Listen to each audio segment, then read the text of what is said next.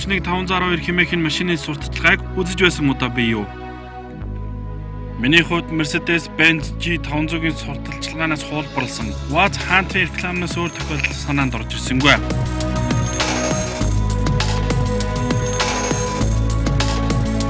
Борлуулалт зориулалт талаас нь анзаарвал түүнд ямар нэгэн сурталчилгаа байх шаардлага байхгүй ч байж болох юм аа. Санхүүгийн тал дээр хүссэн машинаа худалдаж авах боломжтой хэн нэгэн ямар хүлэг авмаар байгаа саналыг асуухад Watts 469 гэж хариулал түүнийг та солиорсон байх гэж хэлж магадгүй.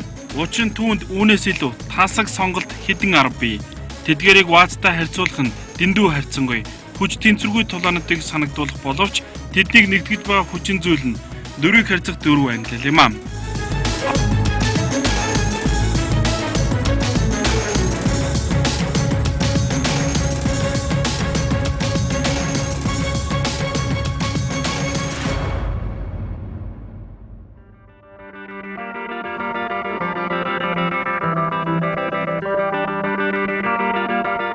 Автомашин үйлдвэрлэгч хэрэглэгчдийн олон янзын сонирхол, ашиглагдах зориулалт гэх мэтийн нөхцөл байдлыг харгалзан үзэж, өнөөдрийн энэ олон төрлийн автомашинууд зохион бүтээгддэг.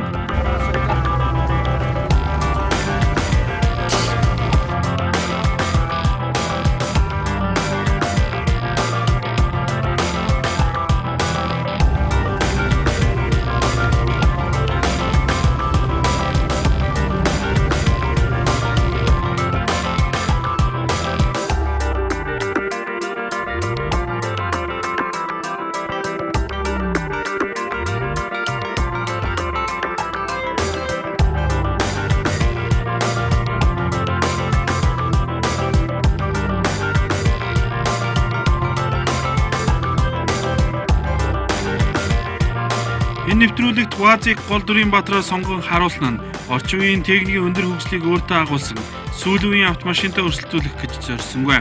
Харин тэрдээ хагас 100 жилийн өмнөөс өнөөдрийг хүртэл дөрвтэй өөрчлөлт, сайжруулалт хийгдээгүй. Watts 469 хэмээх машин одоо хүртэл эцсийн зогсоолдоо зогсолгүй хэрэглэгдсээр байгаагийн нэгэн хэсгийг харуулахыг хүссэн юм аа.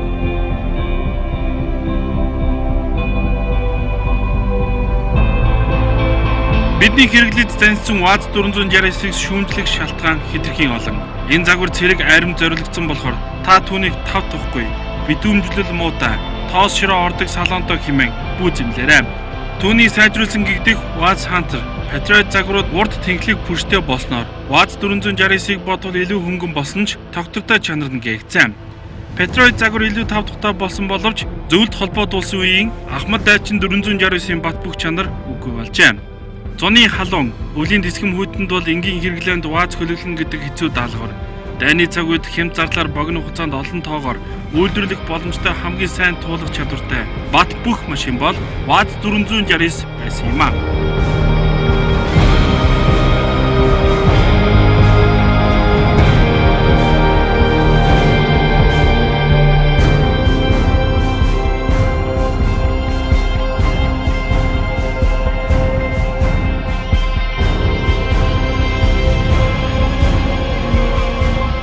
Энэ машинд найз бүсгүйгээ суулган хотын гудамжаар салхи татуулан давхиж байна гэж төсөөлөгч хэрэггүй. Эсвэл бусдын нүдэнд аятайхан тэрэг хөлөөлөн бусдын атаархлыг төрүүлэхийг хүсдэг бол энэ машиныг нэг нүднийхээ ч булангаар харахгүй нь мэдээч. Яагад гэвэл тэр зөвхөн хэцүү бэрхшээлийг туулахаар зориулагдсан. Өнөөдөр манай орны нөхцөлд энэ машин цэрэг арим, малчин айл өрх, аялал аян замд төлхөө хэрэглэгдэж байна.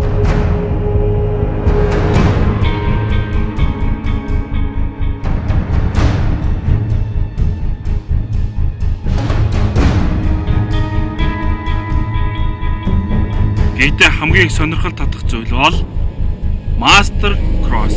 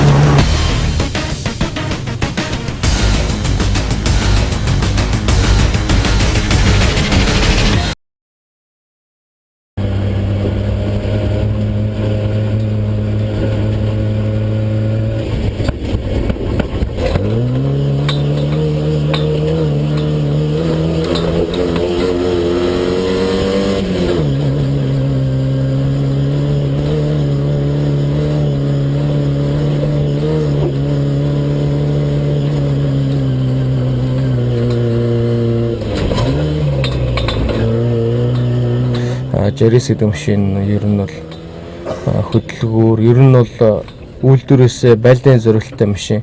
Тэгэхдээ уралдаанд уралдахад маш тохиромжтой байдаг л да.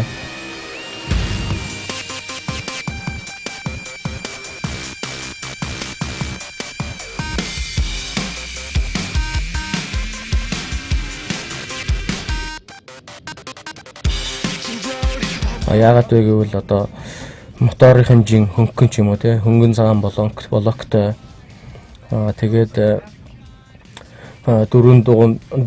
хоёр мост нь чулактай тэгээд ер нь дугуй тэгээд ерөнхийдөө тэр бартад болох чадвар модор гэдэг ерөнхийдөө бас давуу талтай юм зөндөө байна л да. Гатуу тий уралдахад тохиромжтой. Тийм болохоор биднээс ВАЗ 460 гэдэг машиныг сонгож уралдтыг.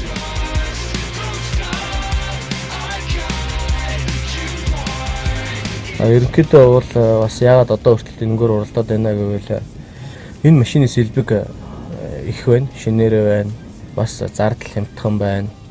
Тэгээд бүх бат ерөнхийдөө эвдрэл багтай, ерөнхийдөө явуулт сайтай GP-гээд бол ерөнхийдөө тийм бас сайн тал байна л да энэ машинд. Ерөнхийдөө GP-ээр бол биднес бол уралддаг л да. GP-ээр уралдахын тулд GP бол хол зам туулахад маш тохиромжтой. Ер нь бас хол замд эвдрэл багтай. Жарисыг бол нэг ийм талын ялгаанууд бол байна л да. Моторын багтаамж том 4000 г/м багтаамжтай байна. Янзын багтаамжтай байна. ВАЗ 460 болохоор одоо карбюратор хөдөлгөөртэй 2.4 мотортой байдаг. Ерөнхийдөө 100 мотор гэж дээр 100 мотороор уралддаг байсан. 3000 г/м багтаамжтай мотороор. Ерөнхийдөө тэгээд юм тавихад илүү дутуу борсонг тийм энийг жарисыг өөрчлөхөд бас жоохон тийм хэцүү байдаг л да. Тийм болохоор бид араал GP-ээр уралддаг. Бас жарисээр ч уралддаг л да. Монголын эцэгт нэгдүгээр тохирсон зам байна. Тэгээд карбюратор хөдөлгөөртэй машингийн эвдрэл хаач эвдэрсэн янзлаад өөрсдөө өнөө явцдаг. Бусад машинаас юурын илүү даваа талтай гэхэлэр эвдрэл багтай, урд тономостой, гараа ер нь сайн даадаг. Тэгээд моторын уралдаанд бэлдэж спорт болгоход хүч хөдөлмөр их зарагддаг ч гэсэн даваа тал нь бол янзлахад их амархан.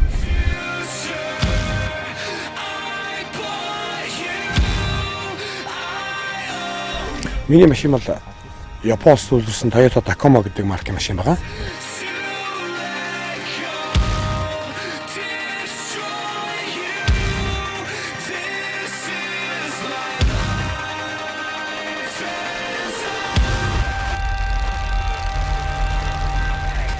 Тэгвэл 69-т өнөөдрийн байдлаар бол энэ Бартаат цам дээр бид нэр тест хийгээд хоёр машиныг харьцуулаад үзлээ л дээ. Ингээд бол хоёр асар их ялгаа байгаа. Энэ машины хувьд бол хөдөлгүүрийн багтаамж, хөдөлгүүрийн чадлаас ахвал 69-т өөр байна. Явах анги буюу энэ манайхны яд урд тоо тэнглэг амортизаторууд бүгд уралдааны зориулттай, уралдааны Бартаат цамын зориулттай ийм амортизатор байгаа учраас энэ Бартаат цам дээр явах машины явдал хурд аль аль нь бол өөр байдаг. Бартаат цамын уралдааны тухайд бол манайхан бүгд мэдж байгаа л да. Хоёр өөр английн тэмцээн байдаг дотроо. Холын зайн уралдаан буюу кросс. Жарис бол голцоо кроссонд ийм 1-2 км-ийн тойрогтой Бартаат цамыг бөөнөрөө нэг гараагаар гарч уралддаг. Бид саяхан замын үдэд манай автомот спортын тамирчин асан урт насангийн нэрмжит тэмцээнийг зохион байгуулсан. Энэ дээр бол бид бүгд найрамд хятад улс болсон олон улсын тэмцээнд оролцож буцаж явж байхдаа таарад жипний кросс. Зүгээр албан ёсны биш л дээ. Зүгээр жипний кроссыг нэг үзээ тэр замуудын ард түмэнд бас нэг талигач урт насны талигачаа дурсгал зориулаад бас нэг тийм тэмцээ хийгээд 6 жип нэг гараагаар тийм кроссын тэмцээнд зохиосон. Энэ дээр бол ялгаа нь харагдсан л да. Хөдөлгүүрийн багтаамжны хүчин чадал болоод бусад ялгаанууд бол тэрэн дээр гардаг. Тэр нь харагдсан. Гэхдээ бол Монголд баг анх удаа шахуу жипний кроссыг бид нэр зохиосондоо тэр тэмцээнд оролцсондоо маш их баяртай байгаа. Ер нь цаашдаа бол GP-ний сая сүүлийн жишээлбэл хятад улсын тийм GP-ний уралдааны бол Монголд богино зайн тэр контр кросс гэж нэрлэдэг. Тим тэмцээний бол зохион байгуулах бүрэн боломж бол бидэрт байгаа. GP-ний яг 69-ний кросстой адилханаар 69-ний кросстой адилхан GP-ний кроссыг зохион байгуулалт бол асар их хөндөрлүүд буюу бас хэцүү бүтэн асуудал бий л дээ. Энэ юу гэхээр 15 69 нэг гараагаар кросsoнд гараад явна гэдэг маань тэн донд янз янзын одоо саад бэрхшээл гэх юм уу янз янзын аваар одоо тийм асуудал гардаг. GP-ээр тэгж уралдах гэхээр одоо нэгдүгээр бид нар эдийн засаг ярих болчиход байна л да. Энэ машиныг асар их өндөр өртгөөр маш их мөнгө орж бий болсон машинууд. Энэгээр GP-ний кросс хийнэ гэдэг маань манад одоо хэцүү шүү дээ. Одоо ингээд хоорондоо мөргөлдөөл хамралдаал шүглцээд ингээд ирэхэд энийг одоо жишээ нь 69-ний эд ангиу сэлбүүд манад маш илбэг байна. Өөрсдөө засаалж байна. Эргээд ингээд бол бас нэг талдаа тийм хэцүү эдийн засгийн асуудал байна. Хоёр тэр контр кросс гэдгийг зохиох бүрэн боломжтой гэдэг нь юу гэхээр тэр тэмцээнд оролцож байгаа машинууд бүгд нэг нэгээрээ цагаар гардаг. Тэгэхээр бол ямар нэгэн тийм аваар ослын эрсдлийн асуудал бол том баг гарна л да.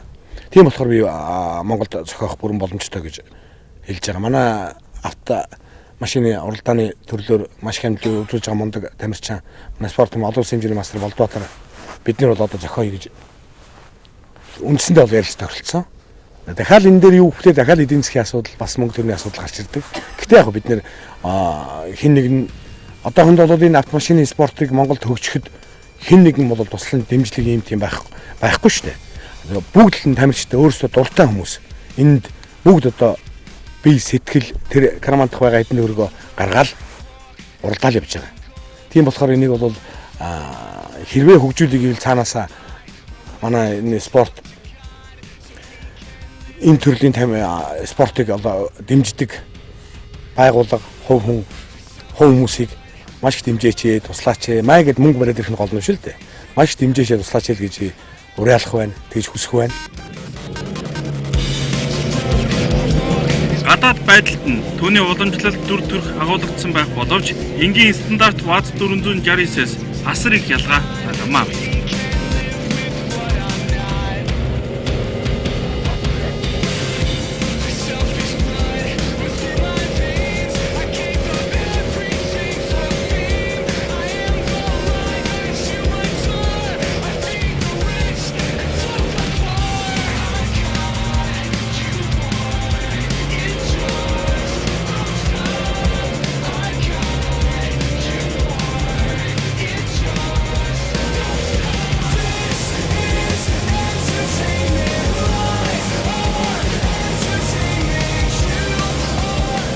Энэ уралдаанд яагаад түүнээс өөр машин оролцохгүй байгааг гайхах хүмүүс олон бай. Олон жилийн туршид олон хүмүүс энэ асуултанд хариулт авахыг хүсч байсныг бид маш сайн мэдж байна. Master Cross. Энэ уралдаанд түүнээс өөр ямар нэгэн машин оролцохгүй байгаагийн шалтгаан түн энгийн. Master Cross уралдаанд бол зөвхөн ВАЗ 469 оролцсон. Энэ бол онцлог. Master Cross-ийн аваргыг тодруулах шигшээ уралдаанд 15 машин нэгэн зэрэг гардаг. Энэ бол ширүүн тулаан. Бүгднийг стандартын дагуу ижил багтаамжтай мотор, урдны хайрцаг, тэр бүхэл дугуй хүртэл стандартын дагуу ижилхээтэй байх. Энэ бол жинхэнэ шударга өрсөлдөөн. ВАЗ-ийн 92 мм-ийн диаметр хэмжээтэй Porsche-д моторыг хэрхэн яаж уур ухаан мэдлэг оюунаас сорин тоноглох нь оролцогчдын хувьд чөлөөтэй. Энэ бол хоорондоо уралдахаас гадна техник бэлдэх ур чадварыг давхар сорьсон сэтгэлгээний тэмцээн юм аа. Харин та ВАЗ-аас өөр машинаар уралдахыг хүсдэг бол таны өмнө Master Rally уралдаан бүрэн нээлттэй.